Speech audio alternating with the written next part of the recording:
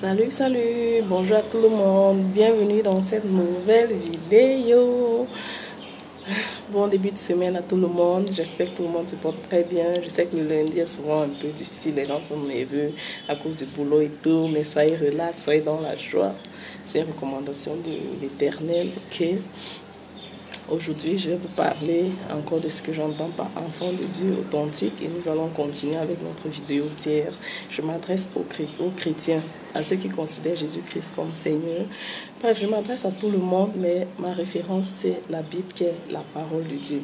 Mais si pour toi, la Bible, c'est pas la parole de Dieu, tu vas sûrement critiquer, tu vas sûrement... Moi, je vous parle de ce que j'ai reçu et de ce que je connais. Je n'invente rien.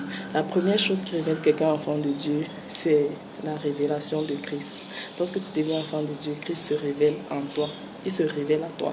Je vous dis ce que j'ai vécu. Jésus s'est révélé à moi et je ne le considérais plus. Avant, je croyais que je le connaissais, mais je le connaissais juste comme peut-être le Fils de Dieu. On disait Jésus, Jésus. Mais quand tu deviens enfant de Dieu véritable, il se révèle à toi et tu le connais comme une maman connaît son enfant ou encore comme une épouse connaît son époux. Donc votre relation devient plus intime. Certaines personnes connaissent Jésus juste comme un grand maître et tout et tout. Non, non, non, non. Lorsque tu deviens enfant de Dieu, votre relation dépasse cette dimension-là. Bref, il faut le vivre pour pouvoir l'expliquer. Ok. La deuxième chose, c'est l'amour de la prière. Tu dois aimer prier lorsque tu deviens enfant de Dieu. Tu dois avoir un amour pour la prière. La prière ne va pas être une corvée pour toi. Tu ne vas pas prier seulement à l'église. Tu ne vas pas prier seulement peut-être lorsque tu veux manger. Avant de manger, tu fais le signe de croix. Avant de dormir, non.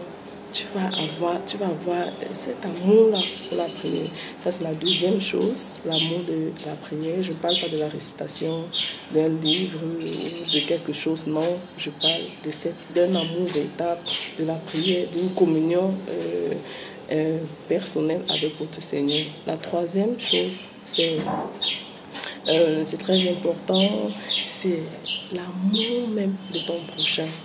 Donc, tout enfant de Dieu aime son prochain, manifeste l'amour autour de lui. C'est très important. Vous me comprenez? Tu ne peux pas dire que tu es enfant de Dieu et tu ne manifestes pas l'amour autour de toi. C'est impossible. Certaines personnes disent, vous les chrétiens, là, vous êtes méchants, vous êtes chrétiens, vous êtes ceci. Si vous avez quelqu'un en face de vous qui part à l'église, qui saute, qui crie, tout ça, et qui est vraiment méchant, comme vous dites, comme les gens disent là, c'est pas un enfant de Dieu, c'est un religieux.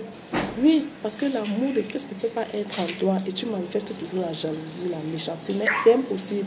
Tu es religieux, tu n'es pas enfant de Dieu. Ok? Donc, il ne suffit pas de partir à l'église, d'être baptisé, d'être communié, confirmé. Non, non. Lorsque le Saint-Esprit descend en toi, tu dois voir ces choses. Un amour véritable. Tous ceux qui me connaissent vont constater cela en moi. C'est quelque chose qui coule. C'est pas un truc que tu forces, car Dieu est amour. Et lorsqu'il habite en toi, tu dois être amour. La quatrième chose, c'est la haine du péché. Tout enfant de Dieu doit avoir la haine du péché, doit détester le péché. Est-ce que vous me comprenez? Tu ne vas pas faire de ça un mode de vie. Tu ne dois pas dire peut-être tu es là, tu es dans la fornication, ça ne te dit absolument rien. Non, quand Jésus qui se révèle en toi, le Saint-Esprit ne va même pas permettre que tu pratiques le péché tous les jours. Si tu es dans la pratique du péché, tu n'es pas enfant de Dieu, c'est impossible. Enfant de Dieu, tu peux tomber dans le péché. Comme quelqu'un se lève, il prend sa voiture, il fait l'accident en route, il est tombé et il se relève très rapidement. Enfant de Dieu tombe et il se relève très rapidement. Mais quand tu mènes le péché, c'est ta vie. Non, c'est différent. C'est la raison pour laquelle vous devez renoncer. Quand tu acceptes Jésus-Christ dans ta vie, la première chose qui te demande de renoncer à ton ancienne vie, ce n'est pas facile parce qu'il y a des choses que tu dois abandonner, mais c'est possible. Et lorsque tu as juste ce désir-là, il va te permettre de le faire. Ce que tu pensais que c'était difficile de laisser, tu vas laisser sans problème.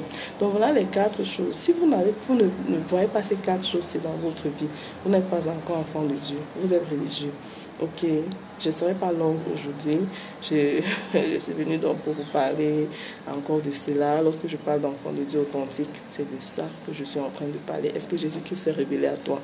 Tu dis tous les jours que tu es enfant de Dieu. Est-ce que tu le connais personnellement? Moi, il s'est révélé à moi lorsque je l'ai connu. Je mène une relation intime avec lui. Je cause avec lui très bien.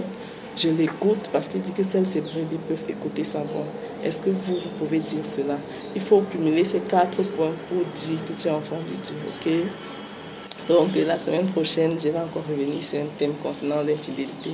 Lorsque ton mari t'a trompé, comment est-ce que tu dois agir? C'est de ça que nous allons parler.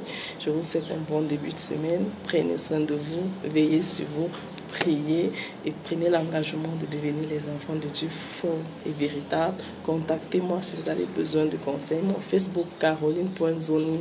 Vous pouvez me contacter là-bas. Prenez soin de vous. Bye bye.